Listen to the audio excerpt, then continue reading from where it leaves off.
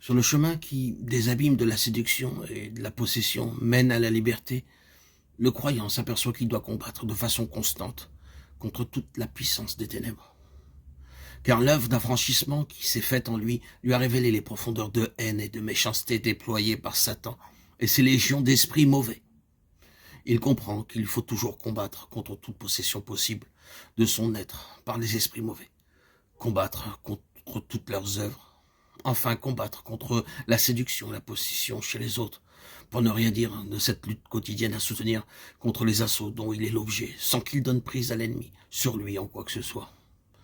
Le croyant affranchi de la possession, né à la guerre, à la vie de combat, il est obligé de combattre pour garder sa liberté. Tout comme l'enfant qui vient de naître doit respirer pour conserver la vie. De même qu'il y a une naissance à la vie physique, de même il y a une naissance, un enfantement du combattant qui s'accomplit au sein de la souffrance. Souffrance entraînée par l'œuvre de délivrance de l'esclavage de Satan. Par cette lutte offensive qu'il doit poursuivre contre l'ennemi, le croyant s'initie toujours mieux à l'activité systématique des forces de Satan, grâce au discernement qu'il a acquis en matière de possession et séduction. Il peut discerner leurs symptômes chez les autres. Ils se sont alors moralement obligés à prier pour eux et à travailler à leur délivrance. Deux principes gouvernent généralement les batailles, l'offensive et la défensive.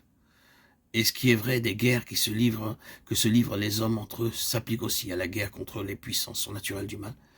L'armée qui attaque doit avoir au préalable assuré la défensive. Le croyant a appris à connaître ses points faibles, ses côtés vulnérables. Il connaît les attaques de l'ennemi sur ses points mal défendus. Il veille donc très particulièrement. Il constate que les moindres attaques, celles qu'autrefois, avant qu'il ne fût séduit et possédé, il ne ressentait même pas, l'accablent aujourd'hui aisément et lui font perdre son équilibre spirituel.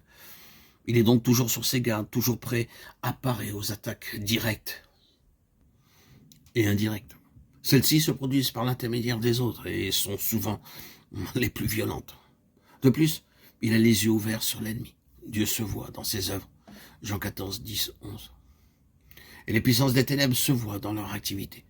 Celle-ci, aussi bien que l'activité divine, est invisible au regard naturel. Mais ces effets sont visibles pour ceux qui connaissent les signes distinctifs des deux activités. Étant guéri de la possession, il sait maintenant que bien des choses attribuées généralement à la souveraine puissance de Dieu résultent en réalité de l'activité infernale des princes des ténèbres. Il sait que la grande cause de l'apathie et du sommeil léthargique de l'Église est satanique, et qu'une forte proportion de ce qu'on attribue généralement au péché ou à la mauvaise nature résulte uniquement de l'activité directe des esprits du mal. Il combat donc ces doctrines qui font remonter à Dieu les agissements de Satan dans le monde. Ces anciennes croyances sur ce point spécial sont tombées à terre. Elles se sont effondrées comme autant de théories acceptées sans avoir été prouvées. Et il possède maintenant une théologie purifiée et une vraie démonologie. Il est devenu pratique au premier chef. Dieu est pratique, le diable est aussi, et le chemin doit l'être à son tour pour seconder l'action de Dieu contre Satan. Par les évangiles, il voit que la grande arme du Seigneur pour détruire les œuvres du diable, c'est la prière.